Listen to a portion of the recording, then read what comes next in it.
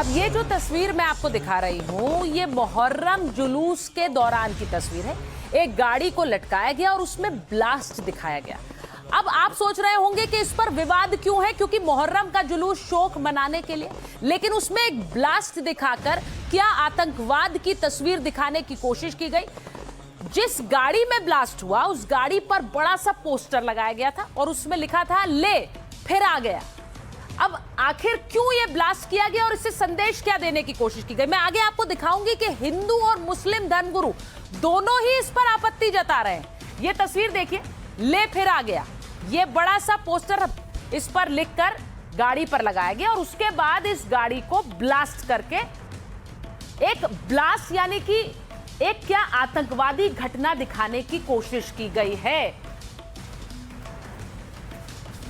आपको बताती हूं कि इस पूरे मामले में यह पूरा बड़ा विवाद क्यों खड़ा हुआ है। यह महाकाल की नगरी उज्जैन में हुआ। भड़काऊ जुलूस वडनगर में मुहर्रम जुलूस के दौरान हुआ। कार में ब्लास्ट किया गया। 40 फीट हवा में लटकी गाड़ी में ब्लास्ट का वीडियो वायरल हुआ। अलग अलग तरह के ब्लास्ट के दृश्यों को वहां पर दिखाने की कोशिश की गई। सिर्फ यही नहीं, आगे आपको 2 और तस्वीरें दिखाऊंगी कैसे वहां ब्लास्ट दिखाया गया।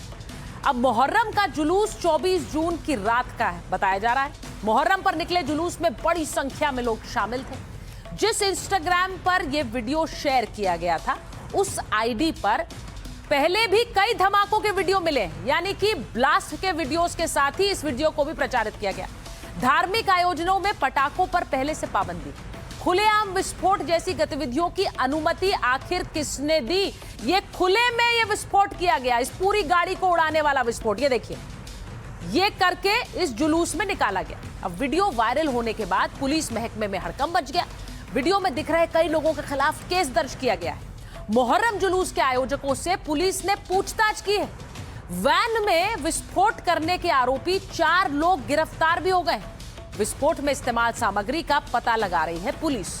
तो ये जो तस्वीर आप देख रहे हैं, इसने आज हड़कंप कैसे मचाया, और सवाल यह है कि मुहर्रम के जुलूस में क्या संदेश देने की कोशिश कर रहे हैं आप। अब आपको दिखाती हूं कि हिंदू पक्ष क्या कह रहा है। कैसे हिंदू पक्ष ने तो इसे सीधे आतंकवाद से जोड़ दिया, जरा सुनिए। उज्जैन के बड़नगर तहसील में कल रात को मुहर्रम के जुलूस में एक मारुति वैन को 40 फीट ऊपर उठाकर उसमें विस्फोट किया गया और उसमें लिखा गया, बताया गया कि हम फिर आ गए हैं। इसका मतलब ये है कि आतंकवाद जिंदा है और वो किस तरह से भारतीय संस्कृति को नष्ट कर सकते हैं उन्होंने साबित कर दिया है। और ये उज्जैन शांति का टापू था जिसमें अशांति की गूंज उन्होंने पैदा की है। तो मैं कहना चाहता हूँ कि बड़नगर के टीआई प्रशासन क्या भाड़ झोंकने गए थे?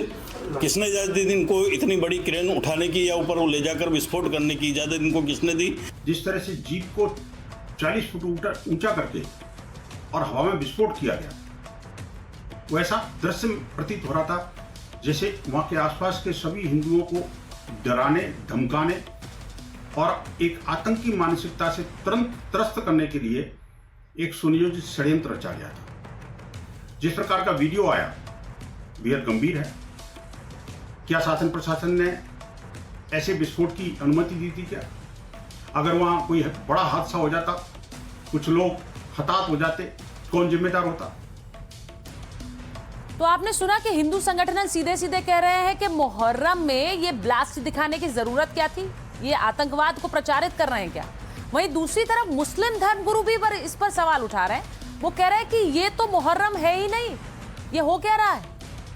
वीडियो के अंदर जो नज़र आ रहे हैं, कुछ लड़के लाल झंडे लेके खड़े हैं, उन लड़कों की निशानदही करनी चाहिए।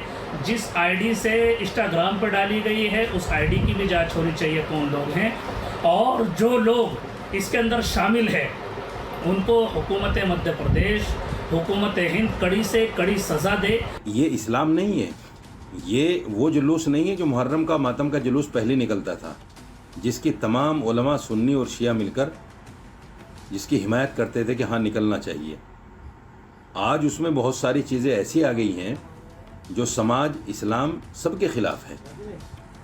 डीजे बजना, इस तरह के विस्फोटक सामग्री लेकर उड़ा देना, मैं समझता हूँ ये गलत है। जैसे कि आपने बताया, ये कल रात का ये अडार मोहल्ले का अखाड़ा था बड़नगर में, जहाँ पे इन्होंने क्रेन से एक गाड़ी को लटका के उसमें पटाखे और विस्फोट चला के उसको उड़ाया है। तो उसमें अभी FIR हो गई है। इसमें हमने 4 नामजद और अन्य आरोपी भी बनाए हैं। जो ऑर्गेनाइज़र है शोएब खान, उसको हमने आरोपी बनाया है। इसके अलावा जाहिद खान और तस्लीम, जो गाड़ी के ऊपर चढ़ के झंडे लहरा रहे थे, उनको भी नामजद आरोपी बनाया है। इसके अलावा जो क्रेन मालिक गोपाल माली है, उसको भी हमने नामजद आरोपी बनाया है और बहुत जल्दी इनको राउंड अप करके गिरफ्तार कर लिया जाएगा। अब सिर्फ उज्जैन नहीं, बिहार के शिवहर की तस्वीर देखिए। यहाँ मुहर्रम अखाड़े के दौरान मुहर्रम अखाड़े में तब्दील हो गया। कैसे बवाल हुआ 2 गुटों के बीच, वो आपको दिखा रही। 2 पक्षों में जमकर पत्थरबाजी और मारपीट हुई। हिंसक झड़प में 10 से 15 लोग तो घायल हो गए।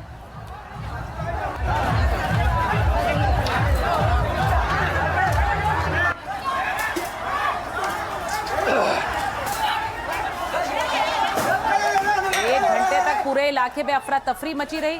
दोनों पक्षों ने एक दूसरे पर आरोप मढ़े और इस पूरे मामले में फिर शिकायत दर्ज हुई।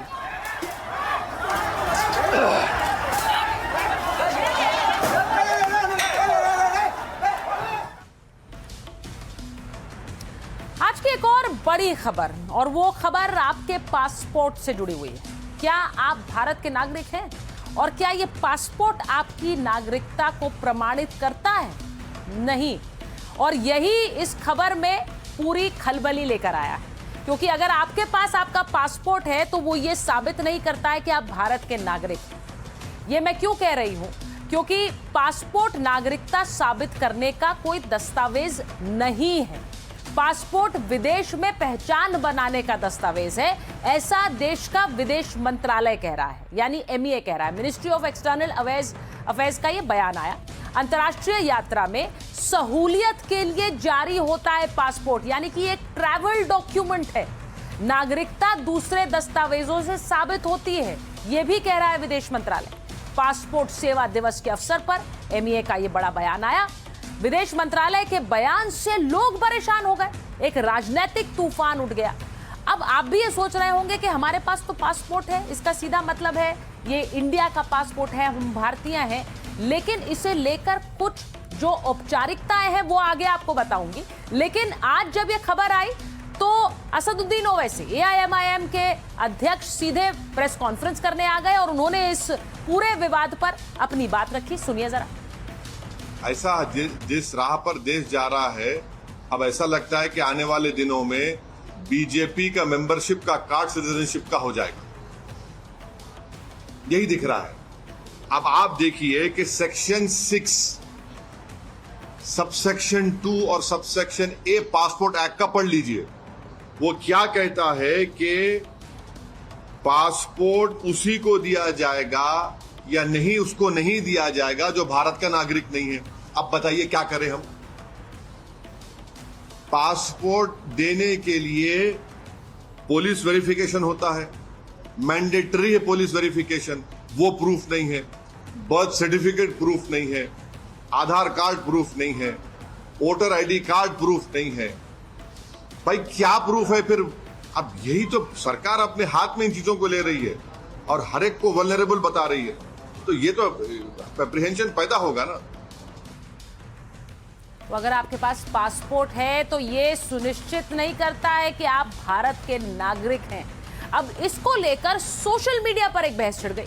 लोग तरह तरह के सवाल पूछ रहे हैं, कह रहे हैं कि नागरिकता कैसे साबित होगी, फिर कौन सा कागज भारतीय नागरिक होने का सबूत देगा, ऐसा कौन सा डॉक्यूमेंट है जो तय करेगा, अगर पासपोर्ट नहीं तो और क्या। ये सारी चर्चाएं अब सोशल मीडिया पर शुरू हो गई। आपको बताऊं कि ये सब जब बातें हो रही थी, ट्रैवल डॉक्यूमेंट क्या है, सरकार विदेशियों को भी पासपोर्ट देती है क्या, अब इसे लेकर जावेद अख्तर फिल्मकार हैं, गीतकार हैं, उन्होंने अपनी बात रखी। उन्होंने कहा कि पासपोर्ट नागरिकता का सबूत नहीं, ये सच में सिर्फ ट्रैवल डॉक्यूमेंट है। सरकार विदेशियों को भी पासपोर्ट देती है क्या? उन्होंने ये सवाल उठाया सोशल मीडिया पर।